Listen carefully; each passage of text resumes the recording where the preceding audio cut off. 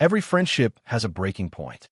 For most people, it's a betrayal, a lie, something clear and definable. But for Kirk Douglas and Burt Lancaster, two men who had climbed out of poverty together, who had shared stages and screens and dreams, the breaking point was something far more dangerous: the realization that there wasn't room at the top for both of them.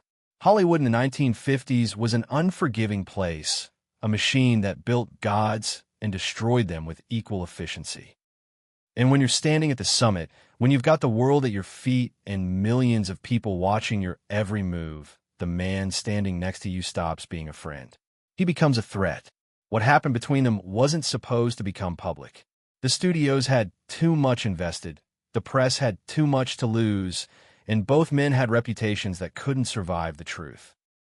But secrets have a way of surfacing, especially when they're built on anger, jealousy, and a backstage confrontation that left one of them ready to walk away from everything. Before we continue, if you appreciate stories about Hollywood's golden age that most people never heard about, consider subscribing. These are the tales that shaped an entire era of cinema. Kirk Douglas and Burt Lancaster didn't start as Hollywood royalty. They started as hungry young men who understood what it meant to have nothing. Kirk, born Isser Danilovich in 1916 to Russian Jewish immigrants, grew up in Amsterdam, New York, in poverty so deep that hunger was a constant companion. His father was a ragman, collecting scraps to sell, and young Isser worked dozens of jobs before he was 15, anything to help his family survive. Burt Lancaster came from similar circumstances, born in 1913 in East Harlem to a postal worker father, growing up in the kind of neighborhood where dreams were luxuries most people couldn't afford. He started as a circus acrobat, performing death-defying stunts because physical risk seemed easier than the slow death of poverty. When these two men met in the late 1940s, they recognized something in each other that went beyond friendship.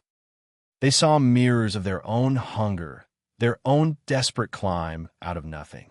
Both had served during the war. Both had clawed their way in a theater. Both had that particular intensity that comes from knowing what it's like to be invisible and deciding you'll never be invisible again. They weren't just friends in the casual Hollywood sense, where relationships are as temporary as shooting schedules. They were brothers in the truest sense, men who understood each other's demons because they'd fought the same ones. Their first collaboration came in 1948, when both were still establishing themselves in an industry that chewed up newcomers and spit them out without a second thought. Lancaster had just broken through with his role in The Killers 2 years earlier, his physical presence and dangerous charisma making him an instant sensation. Kirk was building his reputation as an intense, method-driven actor who brought a psychological depth to every role. When they worked together, something electric happened on screen. The chemistry wasn't manufactured for the cameras.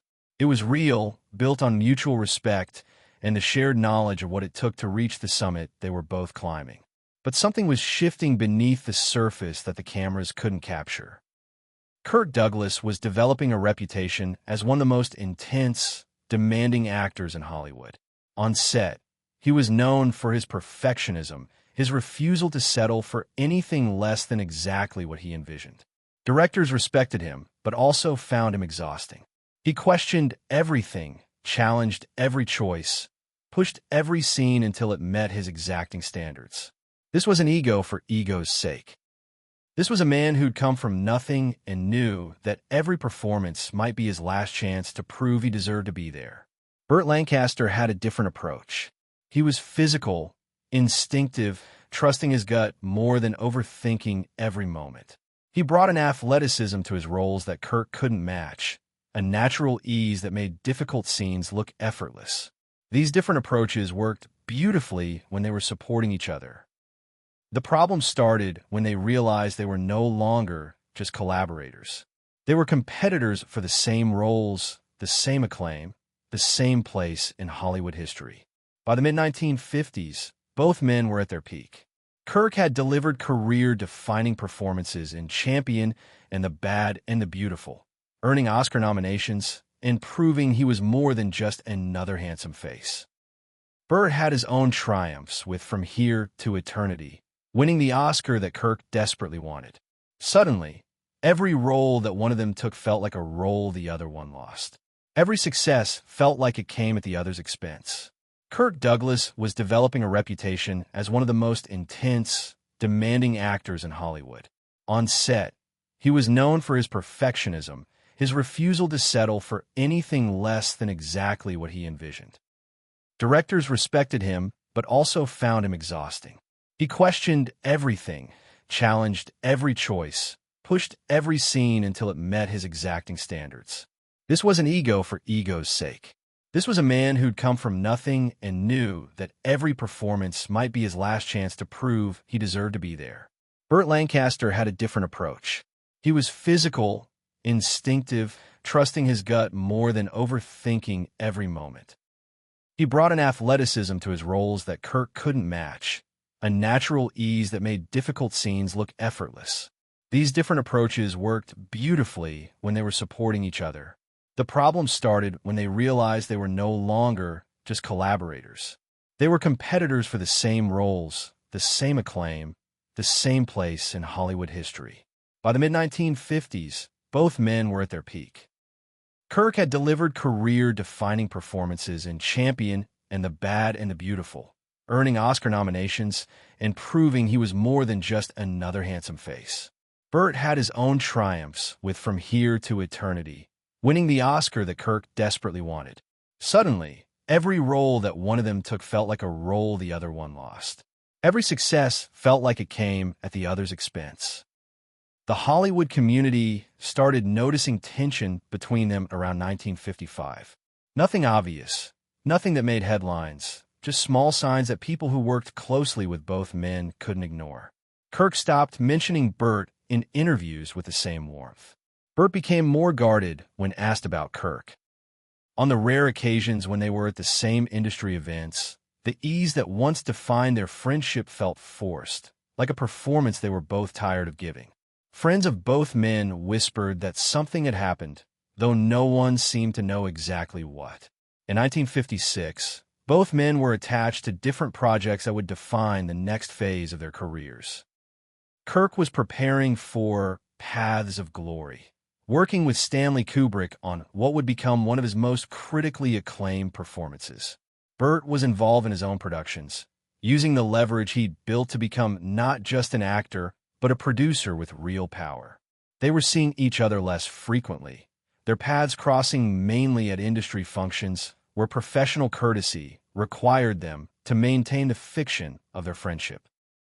The backstage confrontation that almost destroyed both their careers happened in a way that felt almost mundane in its setup, which is often how the most significant moments occur. They were both at a studio lot for different projects, and according to people who were there that day, they ran into each other in one of the private corridors where actors went between takes. There were no cameras, no press, just two men who'd been avoiding a conversation they both knew was necessary. What happened next lasted maybe 3 minutes, but those 3 minutes carried the weight of years of unspoken resentment, competition, and the death of a friendship neither of them knew how to mourn.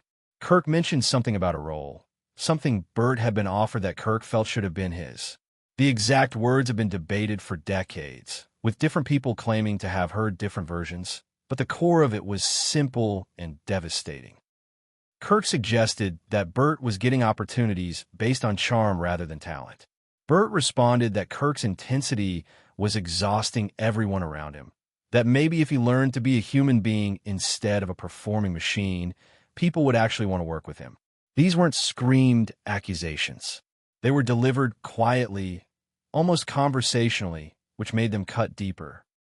Both men knew exactly where to strike to cause maximum damage, because they'd once known each other well enough to share their deepest insecurities. The confrontation ended when Burt walked away, and Kirk stood there in that corridor, watching his friend disappear. One of the crew members who witnessed it said later that what struck him most wasn't the anger, it was the sadness. These were two men who genuinely cared about each other, and they were watching something precious die because neither of them knew how to save it. Kirk returned to his dressing room and sat there for an hour before he could pull himself together enough to continue shooting. Burt went straight to his car and left the lot early, something he never did, because he was known for his professionalism above all else. The studios moved quickly to contain any potential damage. In an era when actors were still under strict contracts and studios controlled the narrative, making sure this confrontation stayed private was paramount. Both Kirk and Burt were too valuable, too essential to the Hollywood machine, to let personal drama threaten their box office appeal. Publicists went into overdrive, making sure that any rumors were squashed, that the fiction of their friendship remained intact in the public imagination. Press photos from events shortly after showed them standing near each other, carefully positioned to suggest cordiality without requiring actual interaction. But people who worked with both men during this period noticed changes. Kirk became even more intense, more demanding, as if he was trying to prove, through sheer force of will, that he didn't need friendship or approval from anyone. He threw himself into paths of glory with such ferocity that even Kubrick, known for pushing his actors to extremes, was occasionally concerned. Burt, conversely, seemed to pull back slightly, becoming more selective about his roles, more focused on the business side of Hollywood, where control didn't require emotional vulnerability. The tragedy wasn't in the confrontation itself. 3 minutes of harsh words between two proud men hardly seems catastrophic in the grand scope of Hollywood drama. The tragedy was in what was lost. Kirk Douglas and Burt Lancaster could have continued supporting each other, celebrating each other's successes, being the brothers they'd been when they were climbing together. Instead, they spent the rest of their lives as accomplished strangers, two men who'd shared something profound and let it slip away because neither of them knew how to reconcile friendship with ambition in an industry that demanded everything from everyone. Hollywood is built on the mythology of overnight success, of stars who appeared fully formed and brilliant. But Kirk Douglas and Burt Lancaster's story reveals a different truth. They worked brutally hard for decades, fought their way up from poverty and obscurity, earned every bit of their success through talent and determination. Their friendship was real, built on shared struggle and mutual respect. The fact that it couldn't survive their success isn't a failure of character. It's a reflection of how difficult it is to maintain genuine connection in an industry built on competition, where every triumph feels like it comes at someone else's expense. Both men had long, successful careers that spanned decades. Kirk Douglas lived to be 103, working almost until the end, never losing the intensity that defined him. Burt Lancaster passed away in 1994, leaving behind a body of work that remains influential to this day. They were both exactly what they wanted to be, legends, actors whose names are synonymous with Hollywood's golden age, men who proved that you could come from nothing and become everything. But sometimes, late at night, those who knew them both wondered if either man ever thought about that corridor, about those 3 minutes that changed everything. Did they regret the words they couldn't take back? Did they miss the friendship they'd sacrificed for careers that gave them everything except the one thing they'd started with? Each other? The questions remain unanswered, buried with both men, part of Hollywood history that will never be fully known. What we do know is this. Kirk Douglas and Burt Lancaster showed us that you can reach the absolute summit of success and still lose something irreplaceable along the way. Their story isn't about a fight that destroyed careers. It's about a friendship that couldn't survive the weight of dreams coming true and the quiet devastation that comes from realizing too late that some things, once broken, can never be fully repaired. They gave us unforgettable performances, created cinema that will endure for generations, and left behind a reminder that sometimes the hardest battles we fight aren't for success, but for the grace to handle it without losing the people who mattered most when we had nothing. Their legacy lives in every frame they ever shot, in every performance that still moves audiences decades later.